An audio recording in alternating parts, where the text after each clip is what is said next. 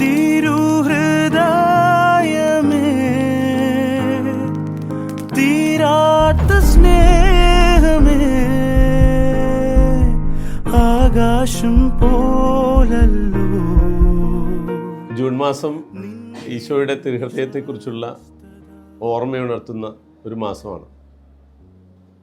പ്രത്യേകിച്ച് എറണാകുളം അങ്കമാലി അതിരൂപതയിലെ അംഗമെന്ന നിലയിൽ മൈനസ് സെമിനാരിയിൽ ചേർന്ന ആദ്യ വർഷങ്ങളിൽ സെമിനറിയിൽ നിന്ന് ബിഷപ്പ് ഹൗസിൽ പോയി തിരുഹൃദയ തിരുനാൾ ആഘോഷിച്ചതിൻ്റെ വളരെ സുന്ദരമായ ഓർമ്മ എന്നും മനസ്സിൽ സൂക്ഷിക്കാറുണ്ട്.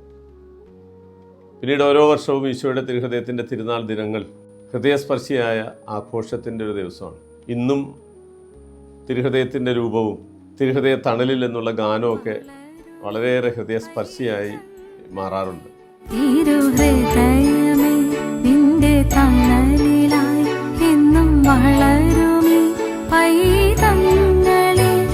കമ്മ്യൂണിക്കേഷൻ ക്ലാസ്സുകളിൽ കമ്മ്യൂണിക്കേഷൻ പഠിപ്പിക്കുമ്പോൾ സാധാരണ പറയും, you communicate to the mind and to the heart.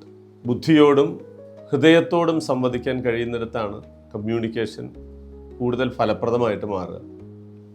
ദൈവം മനുഷ്യനോട് സംവദിച്ച, മനുഷ്യ ഹൃദയത്തോട് സംവദിച്ച ഏറ്റവും ഉദാത്തമായ മാതൃകയാണ് ഈശോയുടെ തിരുഹൃദയം. അതുകൊണ്ട് തന്നെ ഈശോയുടെ തിരുഹൃദയം നമ്മുടെ മുന്നിൽ വയ്ക്കുന്നത് ദൈവത്തിൻ്റെ മഹത്തായ സ്നേഹത്തിൻ്റെ മുഖമാണ്. ആദിമ മനുഷ്യർ, പ്രത്യേകിച്ച് പഴയ നിയമത്തിലെ ജനതയൊക്കെ നമ്മൾ കാണുമ്പോൾ ദൈവത്തെ ഭയപ്പാടോടെ കണ്ടൊരു കൂട്ടം മനുഷ്യരെ നമ്മൾ കാണും.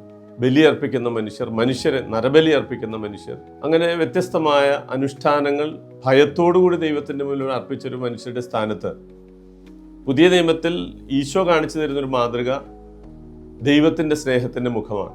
അതൊരു ഹൃദയമുള്ള ദൈവത്തിൻ്റെ മുഖമാണ്. 99 നഷ്ടപ്പെട്ടു പോയ ഒന്നിനെ കണ്ടെത്തുന്ന ദൈവത്തിൻ്റെ മുഖം. തൻ്റെ പക്കൽ നിന്ന് തനിക്കുള്ള അവകാശം വാങ്ങിപ്പോയവനെ, അവൻ്റെ തിരിച്ചുവരവിനെ കാത്തിരിക്കുന്ന കണ്ണുകളുള്ള ദൈവത്തിൻ്റെ ഹൃദയം. ഇപ്രകാരം സ്നേഹിക്കുന്നൊരു ദൈവത്തിൻ്റെ മുഖം ഈശോയുടെ തിരുഹൃദയത്തിലൂടെ കണ്ടെത്താൻ നമുക്ക് സാധിക്കുന്ന ഏറ്റവും വലിയ സ്നേഹത്തിൻ്റെ പ്രതിച്ഛായയാണ്. ഈ കാലഘട്ടത്തിൽ ഈശോയുടെ തിരുഹൃദയത്തിൻ്റെ സ്നേഹം ഇപ്രകാരം ഈശോ നമുക്ക് പ്രതിഫലിപ്പിക്കുമ്പോൾ ഈശോ നമ്മോട് പറയും, അതിരുകളില്ലാതെ സ്നേഹിക്കുന്നവരായി നമ്മൾ മാറണം. ഈശോയുടെ ഹൃദയത്തിൻ്റെ സാന്നിധ്യത്തിലേക്ക് വ്യത്യാസങ്ങളില്ലാതെ കടന്നു ചെല്ലാൻ നമുക്ക് എല്ലാവർക്കും കഴിയും. അവിടെ കറുത്തവനെന്നോ വെളുത്തവനെന്നോ വലിയവനെന്നോ ചെറിയവനെന്നോ സമ്പന്നനെന്നോ ദരിദ്രനെന്നോ വ്യത്യാസമില്ലാതെ ആർക്കും കടന്നു ചെല്ലാവുന്ന ഒരിടമാണ് ഈശോയുടെ തിരുഹൃദയത്തിൻ്റെ വിശാലമായ ഇടം. നമ്മോട് ഈശോ പറയുന്നത് അത് തന്നെയാണ്. വേലിക്കെട്ടുകളില്ലാതെ, മതിലുകളില്ലാതെ എല്ലാവരെയും ചേർത്ത് പിടിക്കുന്ന ഒരു ഓൾ ഇൻക്ലൂസീവായിട്ടുള്ള ഒരു സ്നേഹത്തിൻ്റെ തലത്തിലേക്ക് നമ്മൾ വളരണം. നമ്മുടെ മനസ്സുകളെ തുറക്കാൻ, നമ്മുടെ അതിരുകളെ വിശാലമാക്കാൻ ഈശോയുടെ തിരുഹൃദയം നമ്മോട് ആവശ്യപ്പെടുമ്പോൾ ആ തിരുഹൃദയത്തിൻ്റെ തണലിൽ അഭയം തേടാൻ, എല്ലാവരെയും സ്നേഹിക്കുന്ന മനസ്സിൻ്റെ തുറവിയിലേക്ക് വളരാൻ നമുക്ക് സാധിക്കട്ടെ എന്ന് ഏറെ സ്നേഹത്തോടെ ആശംസിക്കുന്നു.